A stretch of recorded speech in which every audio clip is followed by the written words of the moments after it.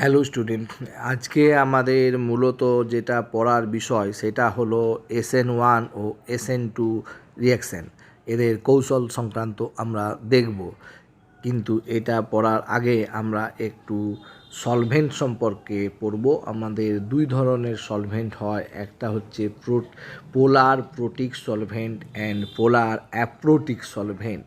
তাহলে পোলার সলভেন্ট মানে হচ্ছে ধ্রুবীয়, অর্থাৎ এ আর বি এই দুটো অণুর মধ্যে যদি বি এর তড়িৎ ঋণাত্মকতা বেশি হয় তাহলে আমরা জানি যে সমযোজী বন্ধনের ইলেকট্রনগুলো বি এর দিকে চলে আসবে এবং বি মাইনাস ডেল্টা আধানযুক্ত হবে, এ প্লাস আধানযুক্ত হবে। এইরূপ যদি দ্রাবকের অণু থাকে তাহলে তাকে বলবো পোলার।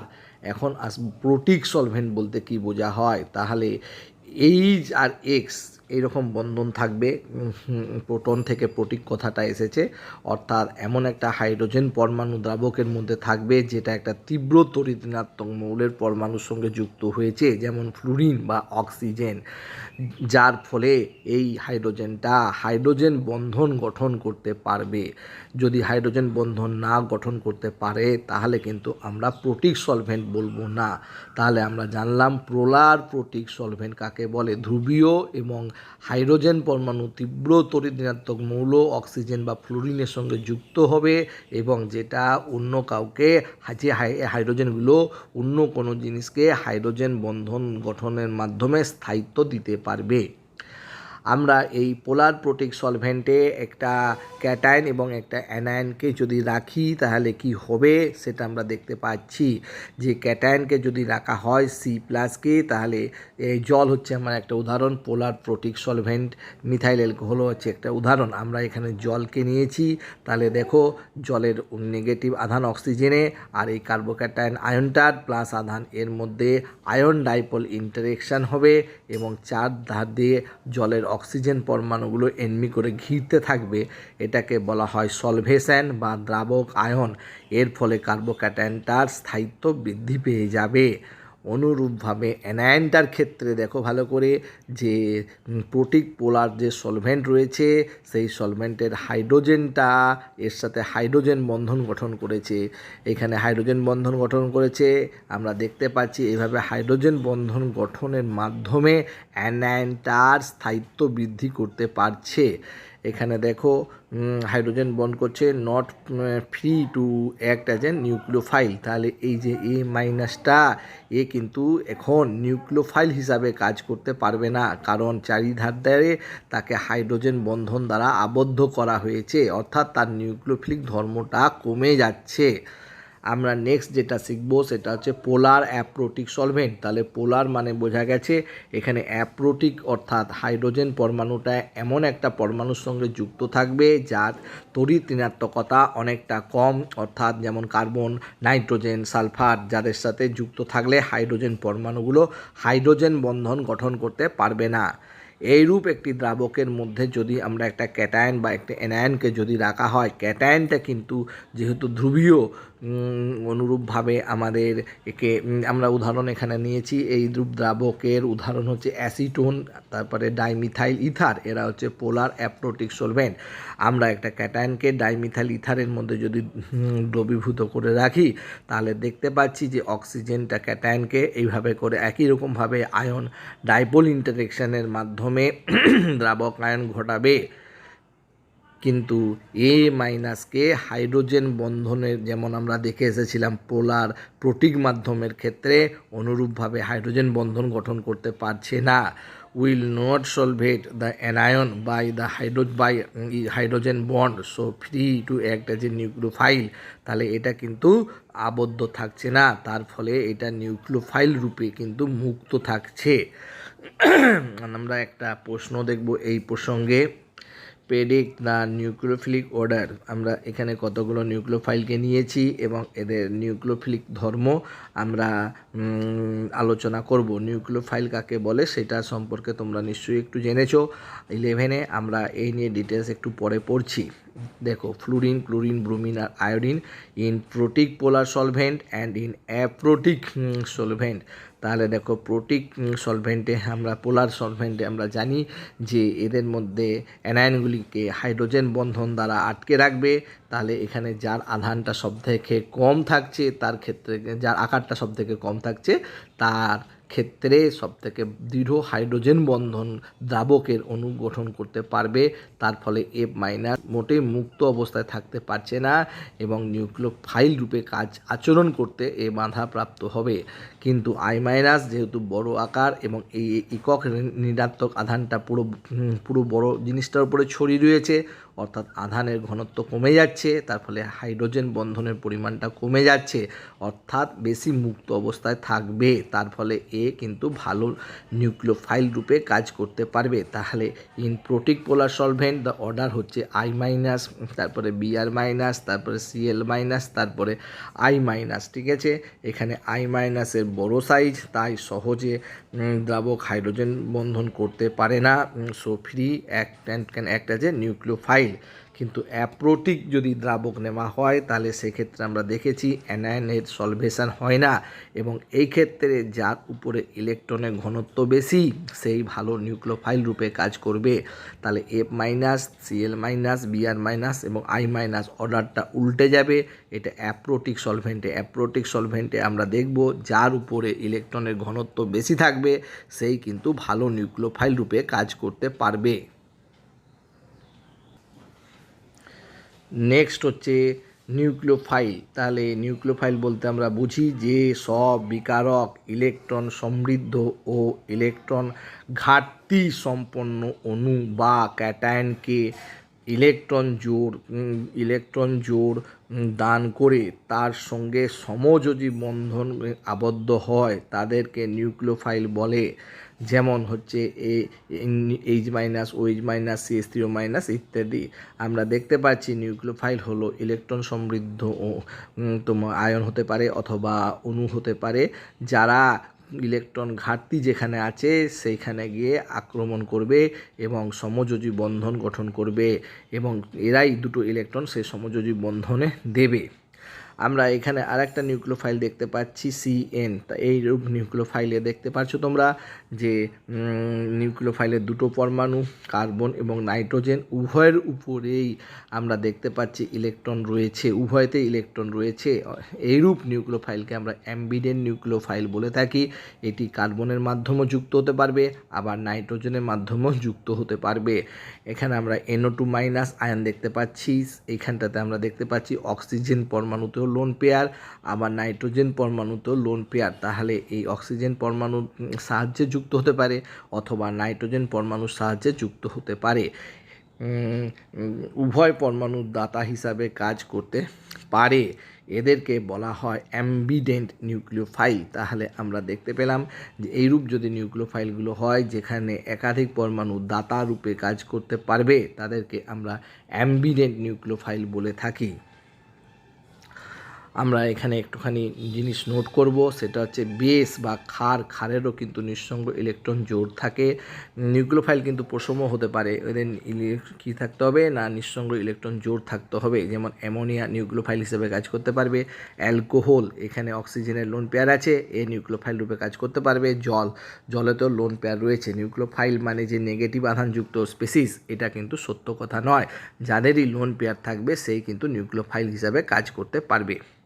বেস আমরা দেখতে পাচ্ছি ক্ষার, এদেরও আমাদের নিঃসঙ্গ ইলেকট্রন জোড় রয়েছে এবং এরাও দাতারূপে কাজ করতে পারবে।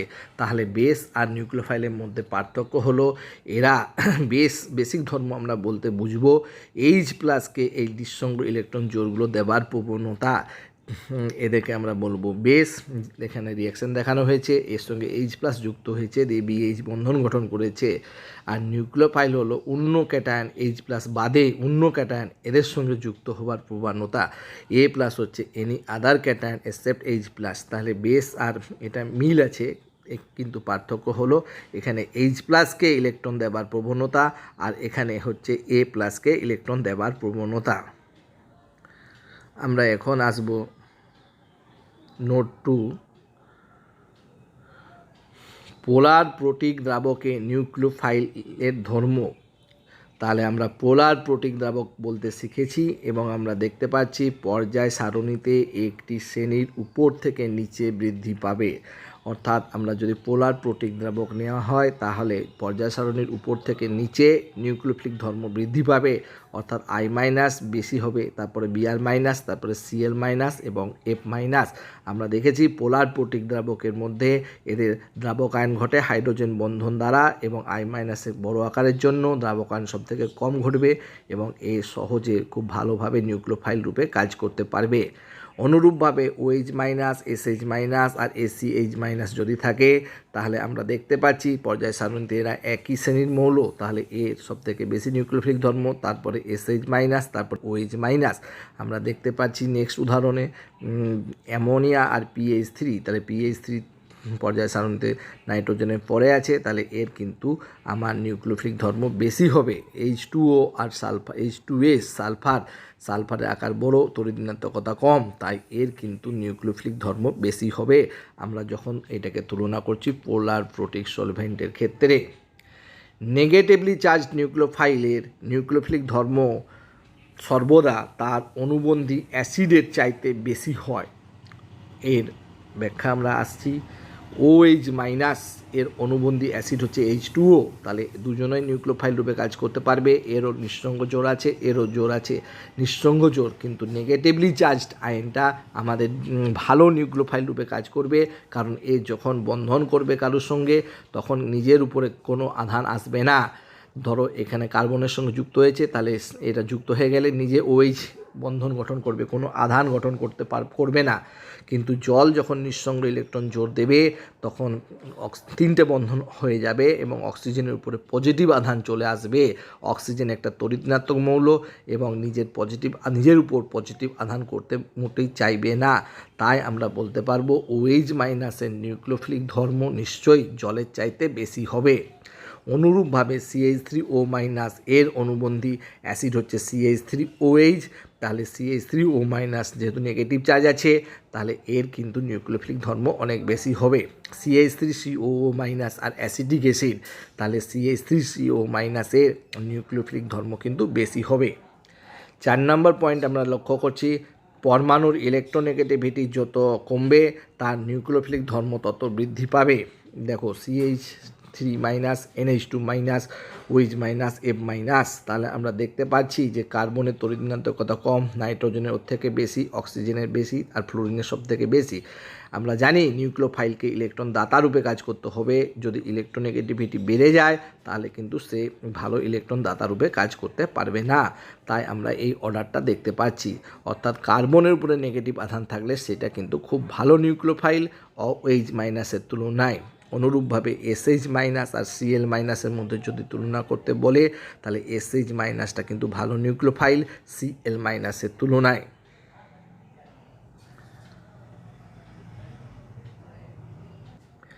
নেক্সট হচ্ছে একই দাতা পরমাণুর ক্ষেত্রে ক্ষারীয় ধর্ম ও নিউক্লিওফিলিক ধর্ম ক্রম একই হবে। অর্থাৎ যদি দাতা পরমাণু একই থাকে তাহলে সেক্ষেত্রে আমরা কার নিউক্লিওফিলিক ধর্ম বেশি কী করে বলবো না, যার ক্ষারীয় ধর্ম বেশি তার নিউক্লিওফিলিক ধর্ম বেশি হবে। যেমন উদাহরণ CH3O minus, PHO minus, CH3O minus, CH3C+O minus, NO3 minus, এইগুলোর মধ্যে নিউক্লিওফিলিক ধর্ম আমাদের তুলনা করতে বলেছে। আমরা এদের অ্যাসিডকে লিখলাম CH অনুবন্ধী অ্যাসিড, এটা থেকে এটা, এটা থেকে এইটা এবং এটা থেকে এটা। আমরা জানি যে এদের অ্যাসিডের ক্রম হলো নাইট্রিক অ্যাসিড অনেক তীব্র অ্যাসিড, অ্যাসিডিক অ্যাসিডের তুলনায় অ্যাসিডিক অ্যাসিড ফেনলের তুলনায় ফেনল আবার এর থেকে বেশি অ্যাসিডিক। তাহলে আমরা এর অনুবন্ধী অ্যাসিড এটা পেয়েছি এবং আমরা 11-এ জানি যদি এইটা তীব্র হয় তাহলে এটা মৃদু হবে, তাহলে নিউক্লিওফাইল বা ক্ষার হিসাবে এটা কিন্তু মৃদু। তারপরে আমরা দেখতে পাচ্ছি অ্যাসিডের ক্রম হচ্ছে এইটা, তার মানে এ হচ্ছে মৃদু 2 নম্বর। তারপরে আমরা দেখতে পাচ্ছি অ্যাসিডের দিক থেকে এটা 3rd, তাহলে এটা কিন্তু অ্যাসিড ধর্ম কমে গেছে, তার মানে নিউক্লিওফিলিক ধর্ম বেড়ে যাচ্ছে। কারণ আমরা জানি যদি অ্যাসিডটা মৃদু হয় তাহলে ক্ষারটা তীব্র হবে, তার ফলে আমরা দেখতে পাচ্ছি তার ক্ষারীয় ধর্ম এটা হবে এবং ক্ষারীয় ধর্ম আর নিউক্লিওফিলিক ধর্ম একই হবে। এইখানে আমরা দেখতে পাচ্ছি CH3OH, আর এখানে CH3O মাইনাস। অ্যাসিড হিসাবে এটা একদম নিকৃষ্ট, তাই এটা ক্ষার হিসাবে উৎকৃষ্ট, অর্থাৎ এর নিউক্লিওফিলিক ধর্ম কিন্তু সবথেকে বেশি হবে। তাহলে যদি দাতা পরমাণুগুলো একই হয় সেক্ষেত্রে আমরা কি করে বলবো না নিউক্লিওফিলিক ধর্ম আর ক্ষারীয় ধর্ম একই হয়। আমরা ক্ষারীয় ধর্ম ক্রম কী করে বের করব না তাদের অনুবন্ধী অ্যাসিডগুলো লিখে দেবো, এবং আমরা জানি অ্যাসিডের কোনটা তীব্র অ্যাসিড তাদের ক্রম দেখলেই বোঝা যাচ্ছে। তাহলে যদি এটা তীব্র হয় তাহলে নিশ্চয়ই তার অ্যানায়নটা মৃদু হবে, এটা যদি মৃদু হয় তার অ্যানায়নটা নিশ্চয়ই তীব্র হবে। নেক্সট একটা প্রশ্ন আসে PHO minus CH3OH, OH minus CH3O minus CH3S minus arrange in increasing order of nucleophilicity. তাহলে আমাদেরকে এইটাকে ইনক্রিজিং অর্ডার অফ নিউক্লিওফিলিসিটি আমাদের অ্যারেঞ্জ করতে হবে। আমরা প্রথমেই দেখতে পাচ্ছি যে একটা প্রসম্য রয়েছে, তাহলে আমরা একটু আগেই শিখলাম প্রসম্য জিনিসটার নিউক্লিওফিলিক ধর্ম সব থেকে কম হবে, তাহলে এটি CH3OH হয়ে গেল। আর বাকি যে অ্যানায়নগুলো রয়েছে সবারই অক্সিজেনের মাথাতে রয়েছে, এটাতে সালফারের মাথাতে রয়েছে ঋণাত্মক আধান। তাহলে আমরা জানি সালফারের তড়িৎ ঋণাত্মকতা কম, তার মানে এটা সব থেকে আগে চলে এসলো CH3S মাইনাস। আর বাকি যোগগুলো রইল সেগুলো সবারই মাথাতে অক্সিজেন পরমাণু রয়েছে, এবং আমরা জানি যে এদের আমরা বলতে পারবো যদি অনুবন্ধী অ্যাসিডগুলোর দিকে তুলনা করা হয় তাহলে এর ক্ষেত্রে অ্যাসিটিক অ্যাসিড, এটার ক্ষেত্রে অ্যাসিটিক অ্যাসিড, এটার থেকে আমরা আসছি ফেনল, আর এখানে জল। তাহলে জল সব থেকে কম আম্লিক ধর্মযুক্ত, তার মানে এর নিউক্লিওফিলিক ধর্ম বেড়ে গেল। জলের পরে ফেনল, আর অ্যাসিটিক অ্যাসিডের মধ্যে আম্লিক ধর্ম বেশি হচ্ছে অ্যাসিটিক অ্যাসিডের, তাহলে এর অনুবন্ধী যে ক্ষার সেটার মান কমে গেল। তারপরে এইটা, তাহলে আমরা এই অর্ডারটাকে পেলাম। Br minus and Cl minus in H2O nucleophilic প্রপার্টিতে আমাদের অ্যারেঞ্জ করতে বলেছে। তাহলে আমরা দেখতে পাচ্ছি Br মাইনাসের আকার বড়, তড়িৎ ঋণাত্মকতা কম, তাই বলে Br minus will be greater than Cl minus. OH minus আর Cl minus in DMF, DMF মানে হচ্ছে ডাইমিথাইল ফর্মাঅ্যামাইড, এটি তার গঠন। এটা হচ্ছে অ্যামাইড ছিল, ফর্মিক অ্যাসিডের সঙ্গে অ্যামোনিয়ার বিক্রিয়া করানো হয়েছে, এখানকার দুটো হাইড্রোজেনকে সরিয়েছি মিথাইল গ্রুপ দ্বারা, তাই বলে নাম হয় ডাইমিথাইল ফর্মাঅ্যামাইড। এটা একটা পোলার অ্যাপ্রোটিক সলভেন্ট। DMSO আমরা বইয়েতে আবার দেখতে পারবো, এটা ফুল ফর্ম হচ্ছে, এটাও একটা পোলার অ্যাপ্রোটিক সলভেন্ট যার ফুল ফর্ম হচ্ছে dimethyl sulphoxide, dimethyl sulphoxide DMSO, এটা পোলার অ্যাপ্রোটিক সলভেন্ট। তো আমরা এখন আসবো যে OH মাইনাস ও Cl মাইনাস ইন DMF, তাহলে আমরা DMF পোলার অ্যাপ্রোটিক সলভেন্ট। আমরা জানি যে অ্যাপ্রোটিক সলভেন্ট হলে যে পরমাণুটার ইলেকট্রন ঘনত্ব বেশি হবে তার নিউক্লিওফিলিক ধর্ম বেশি হবে, তাহলে এই ক্ষেত্রে কিন্তু OH minus greater than Cl minus হবে। নেক্সট আমরা দেখতে পাচ্ছি একটি নিউক্লিওফাইল RX এর সঙ্গে রিঅ্যাকশান করেছে, NUR প্লাস X মাইনাস। এই X মাইনাস যেটি বেরিয়ে যাচ্ছে নিজের ইলেকট্রন সমেত তাকে আমরা লিভিং গ্রুপ বলে থাকি। আমরা এখন দেখব লিভিং গ্রুপের বৈশিষ্ট্যগুলো কী কী হলে সে ভালো লিভিং গ্রুপ রূপে আচরণ করতে পারবে। 1 নম্বর, গুড লিভিং গ্রুপকে স্টেবিল হতে হবে নির্গত হওয়ার পর। সে যদি নির্গত হওয়ার পরে স্টেবিল হয়, অর্থাৎ রেজোনেন্স বা অন্য কোনো কারণে যদি তার স্টেবিলিটি পায় তবেই সে কিন্তু নির্গত হবে, এবং সেটা ভালোভাবে নির্গত হবে, সহজে নির্গত হবে। তীব্র ক্ষার সক্রিয় তাই স্টেবিল নয়, অর্থাৎ তীব্র ক্ষার ভালো লিভিং গ্রুপ হতে পারে না। তীব্র ক্ষার যদি হয় তাহলে ভালো লিভিং গ্রুপ হতে পারে না। আমরা জানি যে ROH, তাহলে OHটা যখন বেরোবে OH মাইনাস, এটা ভালো লিভিং গ্রুপ নয়, কারণ এটা তীব্র ক্ষার। অনুরূপভাবে যদি ROH2 প্লাস থাকে তাহলে এটা ভালো লিভিং গ্রুপ, কারণ নির্গত হওয়ার পরে হবে H2O, যেটি একটি দুর্বল ক্ষার, স্টেবিল, তাই এটি ভালো লিভিং গ্রুপ। পর্যায় সারণীর বাঁ দিক থেকে ডান দিকে ক্ষারীয় ধর্ম কমে যায়। আমরা দেখতে পাচ্ছি অ্যামোনিয়া আর H2O, তাহলে ক্ষারীয় ধর্ম কমে যাচ্ছে, তড়িৎ ঋণাত্মকতা বেড়ে যাচ্ছে, অর্থাৎ সে H+কে আর ইলেকট্রন দেবে না, তাহলে ক্ষারীয় ধর্ম কমে যাচ্ছে, তাই লিভিং গ্রুপ এবিলিটি বাড়ে। তাহলে লিভিং গ্রুপ এবিলিটি বাড়ে, যত কম সক্রিয় ক্ষার হবে তত লিভিং গ্রুপ এবিলিটি বেড়ে যাবে। তাহলে H2O এর লিভিং গ্রুপ ক্ষমতা কিন্তু OH মাইনাসের চাইতে বেশি হবে, কারণ এটা স্টেবিল, এটা কিন্তু তীব্র ক্ষার, এটা ক্ষার হিসাবে কিন্তু ততটা তীব্র নয়। পর্যায় সারণীতে একটি শ্রেণীর উপর থেকে নিচে ক্ষারীয় ধর্ম হ্রাস পায়।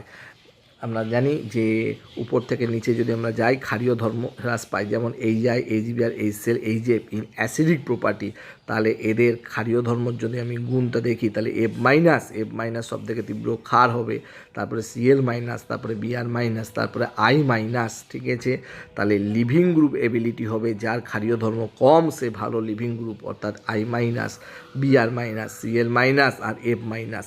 তাহলে আমরা এটাকে লিভিং গ্রুপ এবিলিটির ক্রম বলতে পারি।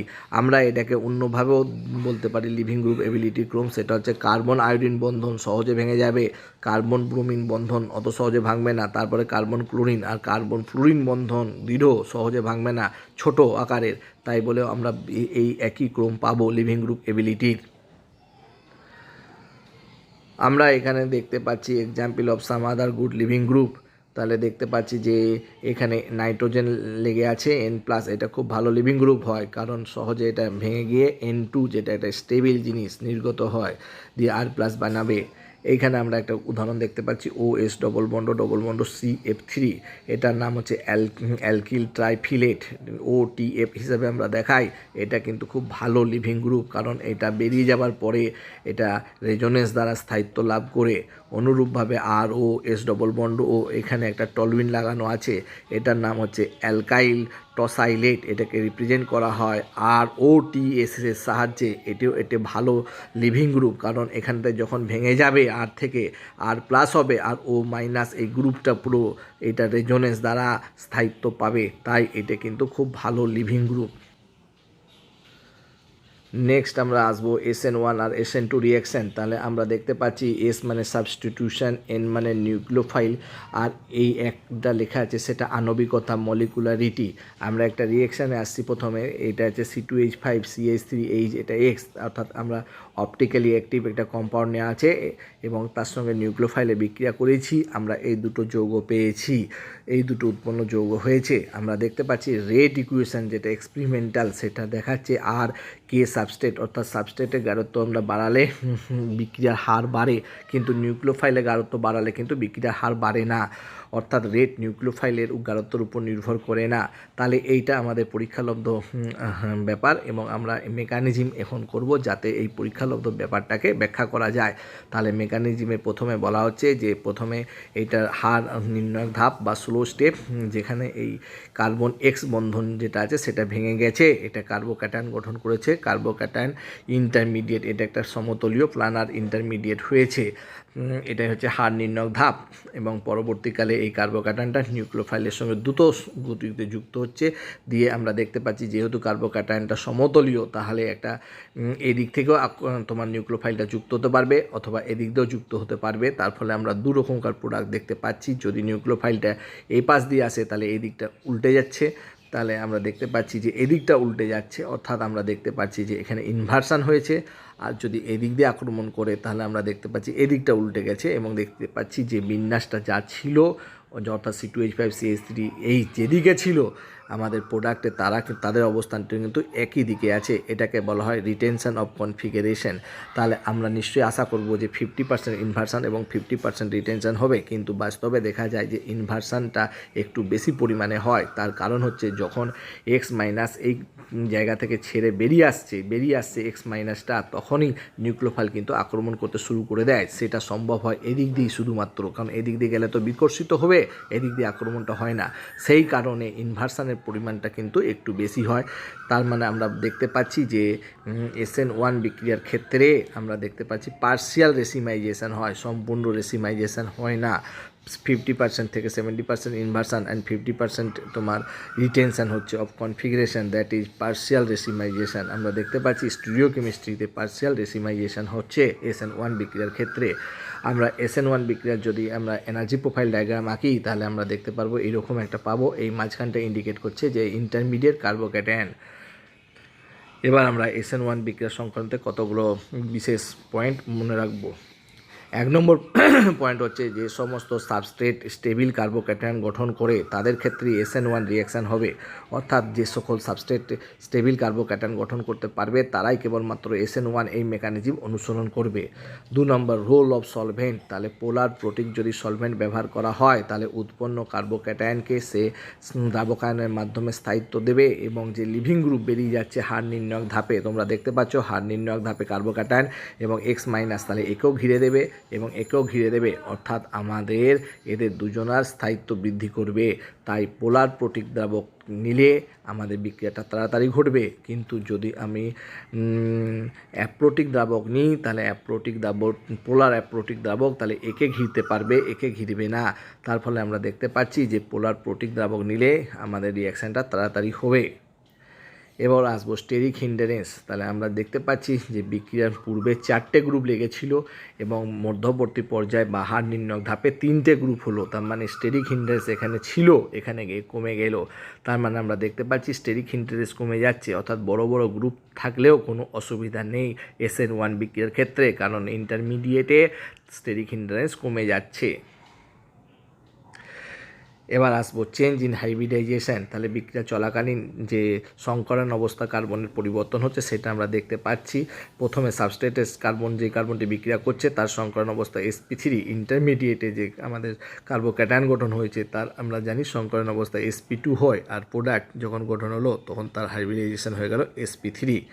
এবার আসবো nature of the living group, nature of the living group, তাহলে লিভিং গ্রুপ কার্বন এবং এক্সেস এটা ভাঙছে, তাহলে যত সহজে ভাঙবে তত দ্রুততার সঙ্গে বিক্রিয়া করবে, যত সহজে CX বন্ধন বিভাজিত হবে তত দ্রুত বিক্রিয়া করবে। তাহলে এখানে যদি ফ্লুরিন থাকে তাহলে কিন্তু সহজে বিক্রিয়া করবে না, আয়োডিন থাকলে কিন্তু অনেক সহজে ভেঙে যাবে এবং তাড়াতাড়ি বিক্রিয়া করবে। নেক্সট পয়েন্ট হচ্ছে stereochemical change only if the substrate is optically active, যদি অপটিক্যালি অ্যাক্টিভ হয় তবেই আমি এরকম স্টিরিওকেমিক্যাল চেঞ্জ দেখতে পারবো। ঠিক আছে, তাহলে আমরা দেখতে পাচ্ছি X মাইনাস এখানে প্রথমে সামনের দিকেই থাকে, যখন ভেঙে গেছে এই যে এখানে দেখানো হয়েছে X মাইনাসটা কিন্তু এখনও সম্পূর্ণভাবে ভেঙে বেরিয়ে যেতে পারেনি, এই অবস্থাতেই কিন্তু এদিক থেকে নিউক্লিওফাইলে আক্রমণ হচ্ছে। আমরা যেটা বলছি কার্বোক্যাটায়ন সমতলীয়, অর্থাৎ 50% চান্স এদিক থেকে নিউক্লিওফাইলে আক্রমণ করার, আবার এদিক থেকেও নিউক্লিওফাইলের আক্রমণ করবার 50% চান্স আছে, কিন্তু বাস্তবে তা হয় না, এই দিকটাতে একটু বেশি চান্স থাকছে, কারণ এখনও বেরোয়নি, এখান থেকে আক্রমণ করতে শুরু করে দিচ্ছে, এই দিক থেকে এলে একে বিকর্ষণ করবে, আক্রমণ করতে দেবে না। তার ফলে এই যখন সম্পূর্ণরূপে বেরিয়ে চলে যাবে তখন এই দিক থেকে আক্রমণের সুযোগ পাবে, অর্থাৎ আমাদের 50% চান্স থাকছে না, ইনভার্সন অফ কনফিগারেশনটা কিছুটা বেশি হয়ে যাচ্ছে। তাই আমরা বলবো যে SN1 রিয়াকশানের ক্ষেত্রে পার্সিয়াল রেসিমাইজেশন হয়, সম্পূর্ণ রেসিমাইজেশন হয় না। এরপরের পয়েন্ট হচ্ছে ইন্টারমিডিয়েট কার্বোক্যাটায়ন যদি নিজের স্টেবিলিটি বৃদ্ধি করবার উপায় থাকে H মাইনাস বা CH3 মাইনাসের শিফট দ্বারা, তাহলে আনএক্সপেক্টেড প্রোডাক্ট পাওয়া যাবে। আমরা জানি যে অনেক সময় মধ্যবর্তী পর্যায়ে যে কার্বোক্যাটায়ন উৎপন্ন হয় তার স্টেবিলিটি বৃদ্ধি করার সুযোগ থাকে, তাহলে সে কিন্তু স্টেবিলিটি বৃদ্ধি করবে H মাইনাস বা CH3 মাইনাসের সরণের দ্বারা। তার ফলে আমরা যে প্রোডাক্টটা আশা করছিলাম সেরকম প্রোডাক্ট নাও হতে পারে। Tertiary is greater than secondary, এটা গ্রেটার দ্যান 1 ডিগ্রি। আমরা কার্বোক্যাটায়নের স্থায়িত্বের ক্রম দেখতে পাচ্ছি, তাহলে SN1 বিক্রিয়ার ক্ষেত্রে অ্যালকিল হ্যালাইড যদি হয় তাহলে টার্সারি সবথেকে আগে বিক্রিয়া করবে, তারপরে সেকেন্ডারি, তারপরে প্রাইমারি। তবে অ্যালাইলিক বা বেনজাইলিক হ্যালাইড এরা কিন্তু প্রাইমারি, তবুও কিন্তু SN1 বিক্রিয়া দ্রুততার সঙ্গে করবে, ভেরি ভেরি ইম্পর্ট্যান্ট এটা। অ্যালাইলিক এবং বেনজাইলিক তারা প্রাইমারি হ্যালাইড, তবুও দ্রুত SN1 বিক্রিয়া করবে। তার কারণ অ্যালাইলিক যে কার্বোক্যাটায়ন উৎপন্ন হবে সেটা নিম্নভাবে রেজোনেন্স দ্বারা স্থায়িত্ব পাবে, অনুরূপভাবে বেনজাইল কার্বোক্যাটায়ন SN1 রিয়াকশানে যেটা উৎপন্ন হবে সেটাও আমাদের খুব ভালোভাবে রেজোনেন্স বা ইলেকট্রন ডিলোকালাইজেশনের দ্বারা স্থায়িত্ব পাবে। তাই আমরা এখানে মনে রাখবো অ্যালাইলিক বা বেনজাইলিক হ্যালাইড এরা প্রাইমারি হ্যালাইড হলেও এরা দ্রুততার সঙ্গে SN1 বিক্রিয়া অংশগ্রহণ করবে। নেক্সট হচ্ছে আমাদের সেই সাবস্ট্রেটটা পাল্টানো হয়েছে, এখানে নিউক্লিওফাইলের সঙ্গে রিয়াকশান হয়েছে, দিয়ে এই প্রোডাক্টটা পাচ্ছি। আমরা পরীক্ষাগত যে হার সমীকরণ পাচ্ছি কে এটা substrate to the power 1 nucleophile to the power 1, অর্থাৎ বিক্রিয়ার হার সাবস্ট্রেটের গাঢ়ত্ব বৃদ্ধি করলে বৃদ্ধি পাচ্ছে এবং নিউক্লিওফাইলেরও গাঢ়ত্ব বৃদ্ধি করলে বৃদ্ধি পাচ্ছে। এটা হচ্ছে পরীক্ষালব্ধ ব্যাপার। এইটিকে ব্যাখ্যা করব আমরা নিম্নলিখিত মেকানিজম বা কৌশলের দ্বারা।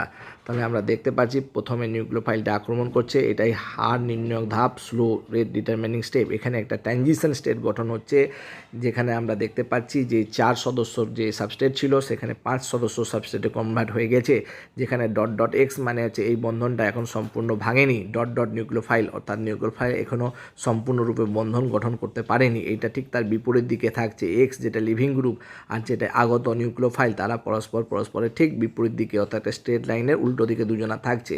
এইটি তাড়াতাড়ি বিয়োজিত হয়ে গিয়ে আমাদের এই প্রোডাক্টটা উৎপন্ন করছে। আমরা দেখতে পাচ্ছি স্টিরিওকেমিস্ট্রি যদি দেখতে হয় তাহলে দেখতে পাচ্ছি যে এডি CH3 এই এদিকে ছিল, কিন্তু বিক্রিয়ার পরে তাদের অবস্থানটা উল্টো দিকে চলে গেছে। এই ঘটনাটাকে বলা হয় ইনভার্সান। ঠিক আছে, তাহলে আমরা দেখতে পাচ্ছি এর ক্ষেত্রে 100% ইনভার্সান অফ কনফিগারেশন হচ্ছে। এখন আমরা আসবো এর এনার্জি প্রোফাইল ডায়াগ্রাম। তাহলে এখানে একটা ইন্টারমিডিয়েট হচ্ছে না, ট্রানজিশন স্টেট দিয়ে হচ্ছে, তাহলে এরকম সিঙ্গেল স্টেপ রিঅ্যাকশান হবে। আমরা এখন আসবো যে বিষয়গুলো এটা সম্পর্কে জানতে হবে সেই বিষয়গুলো সম্পর্কে আমরা একটু দেখব। যে সকল সাবস্ট্রেট স্টেবিল কার্বোক্যাটায়ন গঠন করতে পারে না তারাই SN2 মেকানিজম ফলো করবে, অর্থাৎ যে সকল সাবস্ট্রেটের ক্ষেত্রে আমরা দেখতে পারবো স্টেবিল কার্বোক্যাটায়ন হচ্ছে না, স্টেবিল কার্বোক্যাটায়ন হলে SN1 কৌশল অনুসরণ করবে এবং তারাই এখানে SN2 বিক্রিয়া করবে, যাদের ক্ষেত্রে স্টেবিল কার্বোক্যাটায়ন হচ্ছে না। নিউক্লিওফাইলের গাঢ়ত্বর উপর নির্ভর করবে বিক্রিয়ার হার। তাহলে ভালো নিউক্লিওফাইল যদি হয় তাহলে রিয়াকশানটা কিন্তু ফাস্ট হবে, কিন্তু SN1 রিয়াকশানে নিউক্লিওফাইলের গাঢ়ত্বর উপর নির্ভর করে না, অর্থাৎ নিউক্লিওফাইলের প্রকৃতি যেমনই হোক SN1 রিয়াকশানের হার নির্ভর করবে না। লিভিং গ্রুপ আমরা দেখতে পাচ্ছি যে ট্রানজিশন স্টেটে কার্বন এই লিভিং গ্রুপ বন্ধন বিভাজন হবে, তারপরে রিয়াকশানটা হচ্ছে একটু আংশিক বিভাজন হয়েছে, তাহলে যে যত সহজে বিভাজিত হবে তত তাড়াতাড়ি রিয়াকশানটা হবে। সলভেন্ট, তাহলে আমরা সলভেন্টটাকে যদি আমরা পোলার প্রোটিক সলভেন্ট যদি নিতাম SN1 মতন, তাহলে কিন্তু নিউক্লিওফাইলটাকেও হাইড্রোজেন বন্ধন দ্বারা আবদ্ধ করতো, ঘিরে ফেলতো, তার ফলে কিন্তু আমরা নিউক্লিওফাইলটাকেও কিন্তু আবদ্ধ করতো, তার ফলে কিন্তু আমরা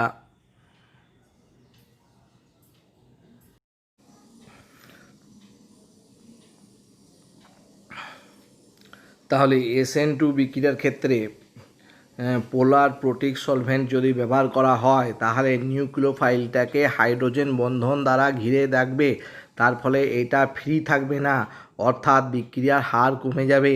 তাই এই রূপ সলভেন্ট আমরা ব্যবহার করব না। তাহলে SN2 বিক্রিয়ার জন্য আমরা ব্যবহার করব পোলার অ্যাপ্রোটিক সলভেন্ট। নেক্সট যে বিষয়টা সম্পর্কে আমরা এখন দেখব সেটি গুরুত্বপূর্ণ বিষয়। দেখো ট্রানজিশন স্টেট যেটা SN2 বিক্রিয়াতে হয়েছে সেটা 5 মেম্বার। এখন আমরা দেখব এই 5 সদস্য যে সিস্টেমটা হয়েছে সেটা কিভাবে হচ্ছে। এই 5 সদস্য সিস্টেমের মধ্যে এইটা অর্থাৎ লিভিং গ্রুপ আর নিউক্লিওফাইলটা ছাড়া এই যে কার্বনটা এই কার্বনটা sp2 সংকরণ অবস্থায় রয়েছে, অর্থাৎ এটি একটি সমতলীয়। তাহলে sp2 সংকরণ অবস্থায় যদি কার্বন থাকে তাহলে তার একটা p অরবিটাল আনহাইব্রিডাইজড অবস্থায় থাকছে। এই p অরবিটালে একটা ইলেকট্রন রয়েছে আনহাইব্রিডাইজড, এটা p অরবিটাল।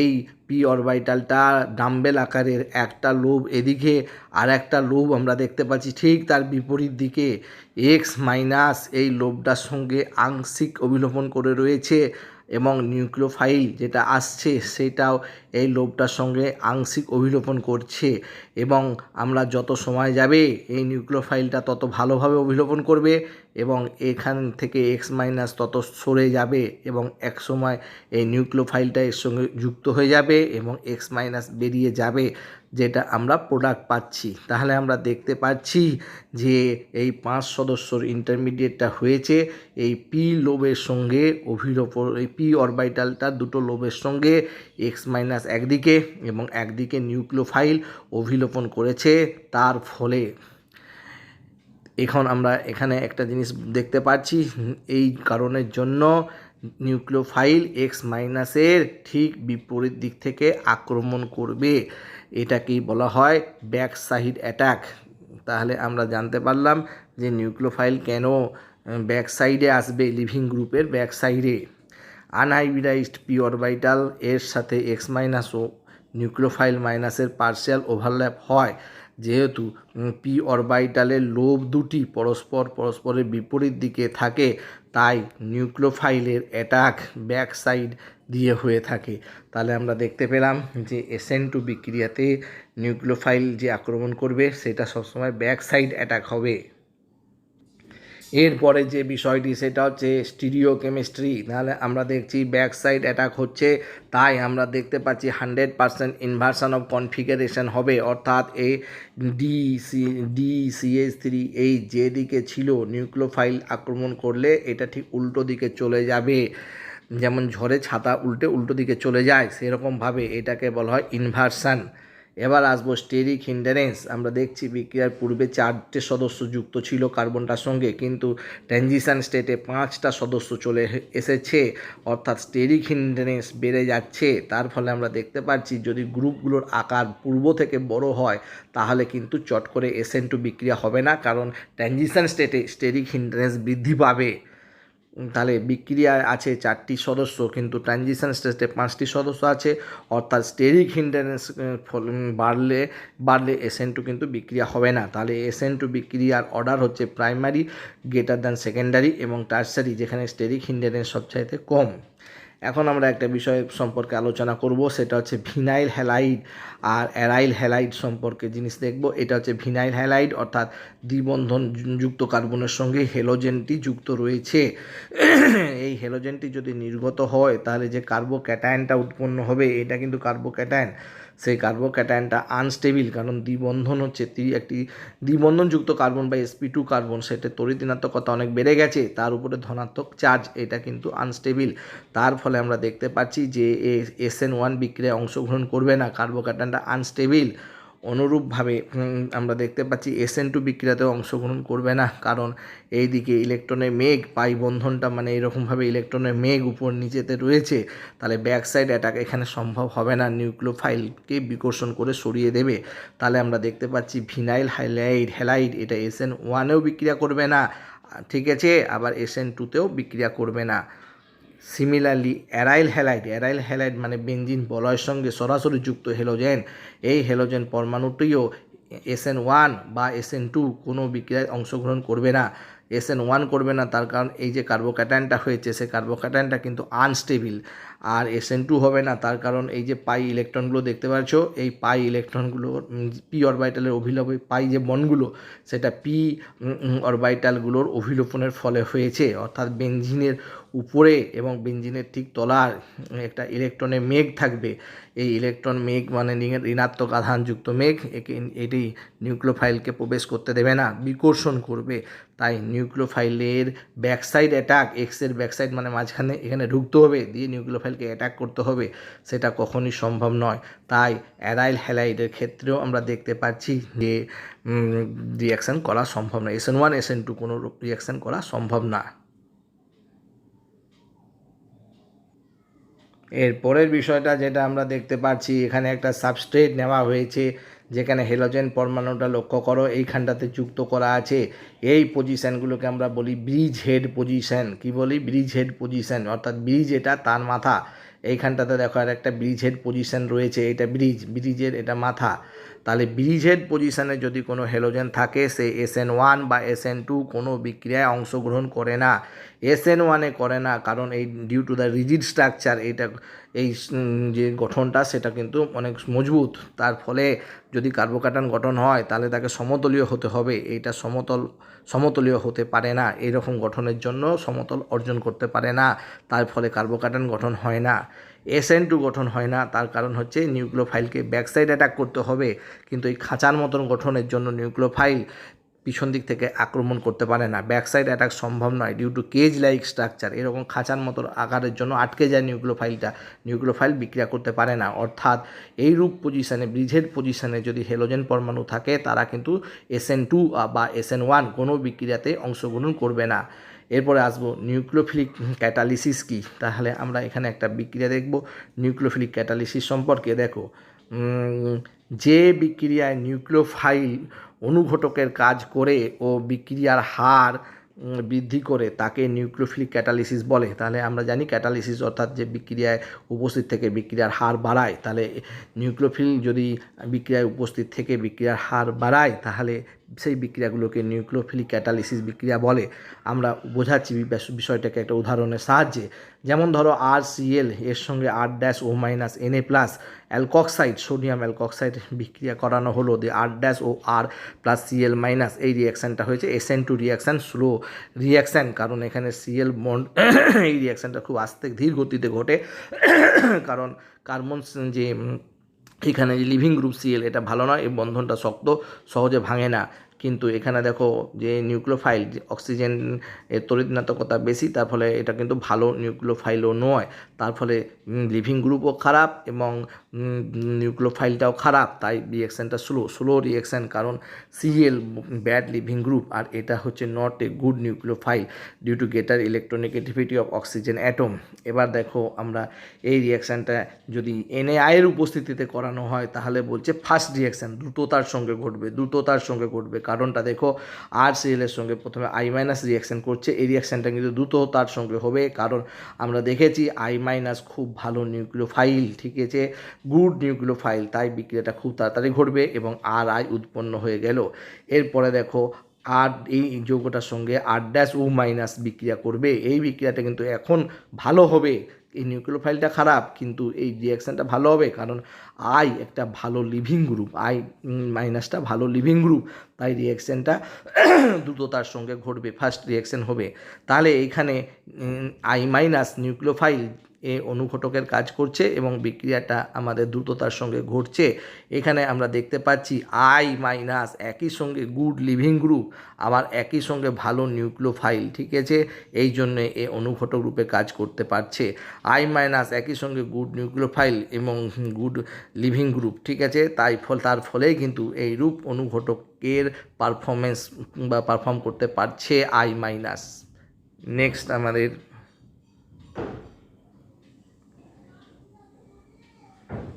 SN2- রিয়াকশান সম্পর্কে আমরা একটু দেখব।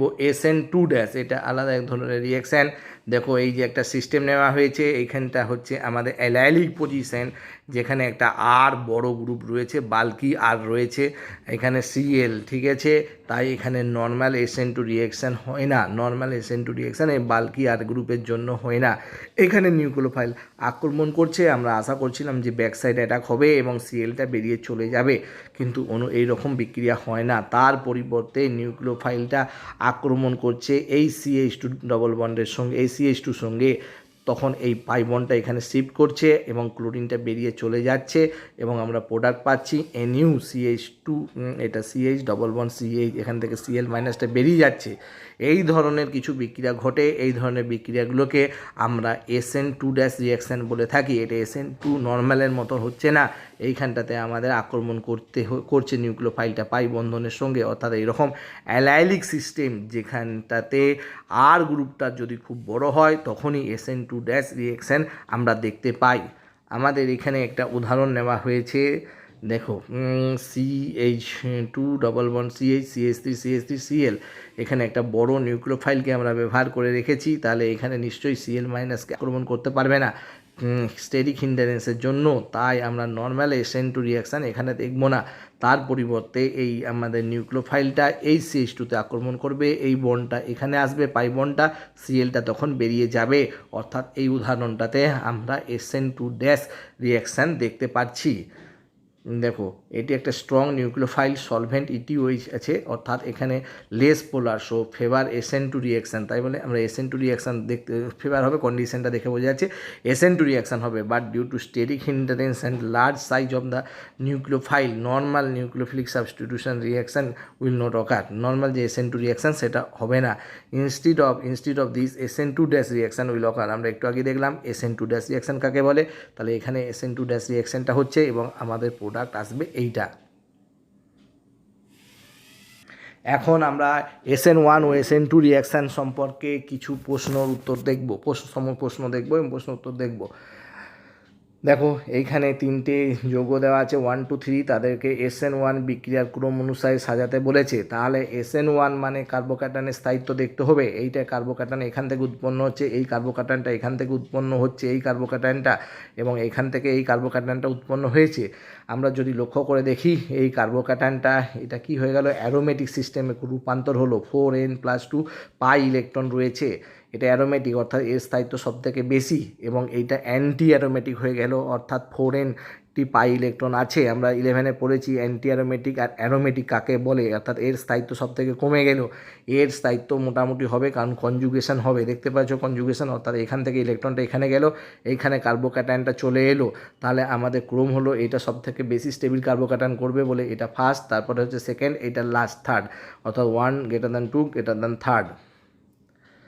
নেক্সট প্রশ্নটা হচ্ছে আমাদের এরকম যৌগ একটি দেওয়া আছে, এরকম আর একটি যৌগ দেওয়া আছে, এখানে ডবল বন্ড আছে, এখানে ডবল বন্ড নেই। SN1 বিক্রিয়া কোনটার ক্ষেত্রে দ্রুত গতিতে ঘটবে? তাহলে আমরা জানি SN1 এর ক্ষেত্রে কার্বোক্যাটায়ন উৎপন্ন হবে, এবং যার ক্ষেত্রে স্টেবিল কার্বোক্যাটায়ন হবে সেইটি নিশ্চয়ই তাড়াতাড়ি ঘটবে। এইখানে পাই ইলেকট্রনটা এখানে আসবে, এইখানে অক্সিজেন ইলেকট্রনটা যাবে, অর্থাৎ এখানে দেখতে পাচ্ছি একটা কনজুগেশন বা ইলেকট্রন ডিলোকালাইজেশন সম্ভব, অর্থাৎ এই কার্বোক্যাটায়নটা স্টেবিল। কিন্তু অনুরূপ ইলেকট্রন ডিলোকালাইজেশন এইখান থেকে উৎপন্ন যে কার্বোক্যাটায়নটা তার ক্ষেত্রে হবে না। তাই আমরা বলতে পারি যে এই যৌগটা অর্থাৎ 1 নম্বর যৌগটা অনেক তাড়াতাড়ি বিক্রিয়া করবে 2 নম্বর যৌগটা তাই চাইতে। নেক্সট আমাদের হচ্ছে এরকম একটা দেওয়া আছে ক্লোরিন, এখানে ক্লোরিন SN1 রিয়াকশান কার ক্ষেত্রে তাড়াতাড়ি ঘটবে? তাহলে আমরা দেখতে পাচ্ছি এখান থেকে ক্লোরিন নির্গত হলে কার্বোক্যাটায়ন হয়ে গেল, এখান থেকে নির্গত হয়ে গেল, কার্বোক্যাটায়ন উৎপন্ন হলো। এবার আমরা দেখতে পাচ্ছি এটা কিন্তু অ্যারোমেটিক, কারণ 4n+2 সিস্টেম মনের অন্তর্গত হয়ে যাচ্ছে। এটা কিন্তু অ্যান্টি অ্যারোমেটিক, 4nটা পাই ইলেকট্রন আছে, অ্যান্টি অ্যারোমেটিক। তাহলে আমরা জানি এটা আনস্টেবিল, এটা স্টেবিল। তার ফলে আমরা দেখতে পাচ্ছি যে এ যৌগটা অনেক তাড়াতাড়ি বিক্রিয়া করবে বি যৌগটার তুলনায়। নেক্সট এই যৌগটা এবং এই যৌগটার মধ্যে SN2 রিয়াকশানের তুলনা করতে বলেছে। তাহলে আমরা দেখতে পাচ্ছি যে প্রথম যৌগটার ক্ষেত্রে হবে, কারণ ব্রিজ হেড পজিশনে এখানে ক্লোরিন রয়েছে, এখানে কেজ লাইক স্ট্রাকচারের জন্য ব্যাকসাইড অ্যাটাকটা সম্ভব হবে না নিউক্লিওফাইলের। নেক্সট প্রশ্নটা হলো এই যৌগটা এবং এই যৌগটা SN1 রিয়েকশন, তাহলে আমরা কার্বোক্যাটায়নের স্থায়িত্ব দেখব। তাহলে এখানে কার্বোক্যাটায়নটা এই পাই বন্ধনটা কোনো মতেই ডিলোকালাইজেশন করতে পারছে না, মাঝখানে একটা সিগমা বন্ধন রয়ে গেছে। কিন্তু এইখান থেকে উৎপন্ন কার্বোক্যাটায়নের স্টেবিলিটি হবে ইলেকট্রন ডিলোকালাইজেশনের মাধ্যমে। আমরা এখানে এঁকে দেখিয়েছি ইলেকট্রন ডিলোকালাইজেশনের মাধ্যমে কিভাবে সেটা স্টেবিল হচ্ছে। তাই এটার ক্ষেত্রে SN1 রিয়াকশান অর্থাৎ বি যৌগটার ক্ষেত্রে SN1 রিয়াকশান অনেক তাড়াতাড়ি ঘটবে। নেক্সট প্রশ্নটা হচ্ছে দেখো CH3O CH2Cl এবং CH3O CH2CH2Cl, এখানেও SN1 রিয়াকশান কার ক্ষেত্রে দ্রুততার সঙ্গে ঘটবে?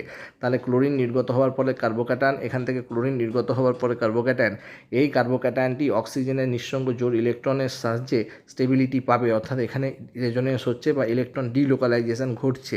কিন্তু এখানে একটা কার্বনের ফারাক করে এখানে CH2+ আছে, অর্থাৎ ইলেকট্রন ডিলোকালাইজেশন এখানে সম্ভব না।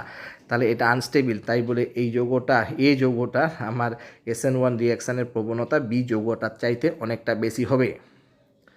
নেক্সট প্রশ্নটা হচ্ছে এখানে 1 2 3 4 এই রিয়াকশানটাতে আমাদেরকে বলেছে যে SN1 রিয়াকশানের প্রবণতা কোনটার ক্ষেত্রে বেশি হবে এবং কোনটার ক্ষেত্রে কম হবে। তাহলে আমরা দেখতে পাচ্ছি যে স্ট্রাকচারগুলো থেকে যে এরা সব টারসিয়ারি আছে, তাহলে SN1 রিয়াকশানের প্রবণতা হবে। তাহলে এইখানে দেখতে পাচ্ছি এরা সব টারসিয়ারি, এটা হচ্ছে সেকেন্ডারি, তার মানে এইটা সবার লাস্টে হবে, কারণ এইটা কার্বোক্যাটায়নটা সব থেকে লেস স্টেবিল হবে। এরপরে দেখো তিনজনাই টারসারি আছে, কোন বন্ধনটা আগে ভাঙবে? আই বন্ধনটা আগে ভাঙবে, তাহলে এই যৌগটা নিশ্চয়ই কী হবে? ফার্স্ট হবে। তারপরে হবে এই যৌগটা ক্লোরিন আর ব্রোমিনের মধ্যে কার্বন ব্রোমিন বন্ধনটা ভাঙবে, অর্থাৎ 4 নম্বর যৌগটা হবে। তারপরে কার্বন ক্লোরিন বন্ধনটা ভাঙবে, আর সব থেকে এরা ভেঙে টারসারি কার্বোক্যাটায়ন গঠন করবে। কিন্তু এইটা ভেঙে গেলে সেকেন্ডারি কার্বোক্যাটায়ন গঠন করছে, তাই বলে এটা কম স্টেবিল, তার ফলে এ লাস্ট হবে। নেক্সট আমরা সাবস্ট্রেটটা থেকে দেখতে পাচ্ছি যে এখানে SN2 বিক্রিয়া হবে, এবং আমরা দেখতে পাচ্ছি এখানে অ্যাম্বিডেন্ট নিউক্লিওফাইল অংশগ্রহণ করেছে। প্রথম ক্ষেত্রে সালফার দ্বারা যুক্ত হচ্ছে এবং দ্বিতীয় ক্ষেত্রে নাইট্রোজেন দ্বারা যুক্ত হচ্ছে।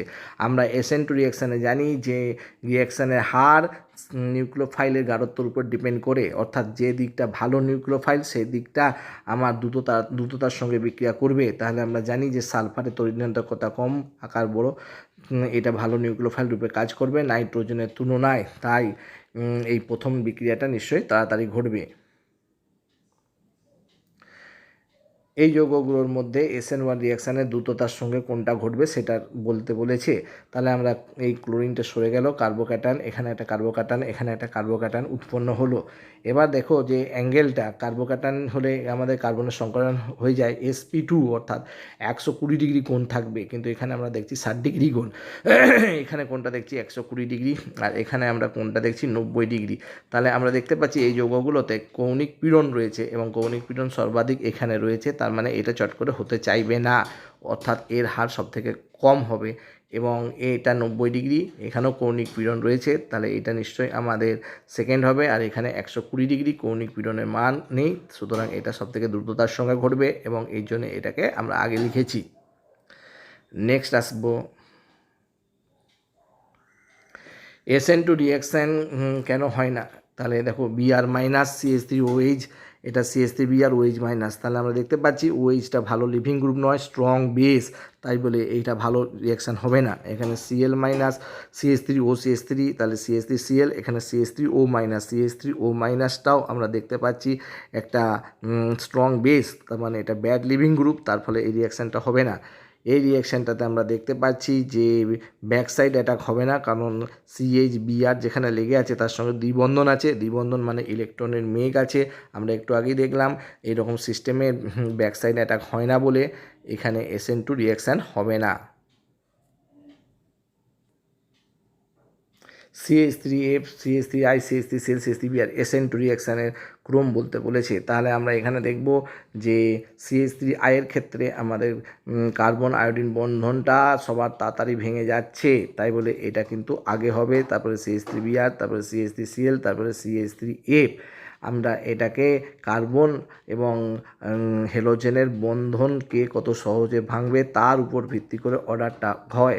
এখানে আমরা স্টেরিক হিন্ডারেন্স কন্ট্রোল করে না রিয়াকশানটাকে, কারণ স্টেরিক হিন্ডারেন্সের চাইতে বন্ড ব্রেকিং ফ্যাক্টরটা আরও জোরালো হয়ে যায়। এই যে দুটি যৌগ দিয়েছে, এই দুটো ব্রোমিনের মধ্যে কোন ব্রোমিনটা আগে রিয়াকশান করবে। তাহলে আমরা 1 নম্বর ব্রোমিনটা নিশ্চয়ই আগে রিয়াকশান করবে, কারণ 1 নম্বর ব্রোমিনটা নির্গত হলে টারসারি কার্বোক্যাটায়ন হবে, কিন্তু এইটা নির্গত হলে প্রাইমারি কার্বোক্যাটায়ন উৎপন্ন হতো।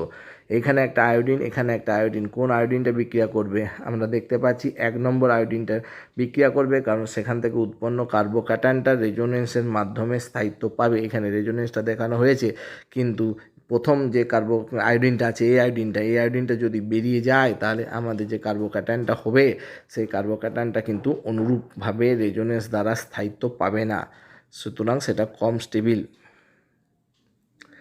এরপরে যে প্রশ্নটা দেওয়া আছে এই যৌগটা এবং এই যৌগটা SN2 রিয়াকশান, তাহলে আমরা বলবো প্রথম যৌগটা তাড়াতাড়ি হবে, স্টেরিক হিন্ডারেন্সটা কম আছে।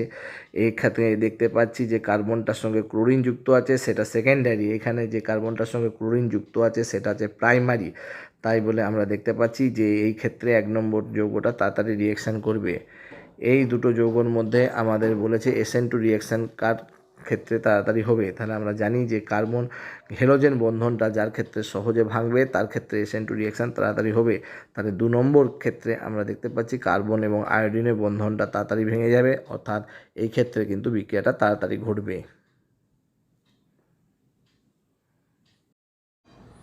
আমাদের পরের উদাহরণটি হলো CH3 এবং CD3 কোনটি ক্ষেত্রে SN1 বিক্রিয়া দ্রুত গতিতে হবে। তাহলে আমরা জানি যে SN1 বিক্রিয়ার মধ্যবর্তী পর্যায়ে কার্বোক্যাটায়ন উৎপন্ন হবে।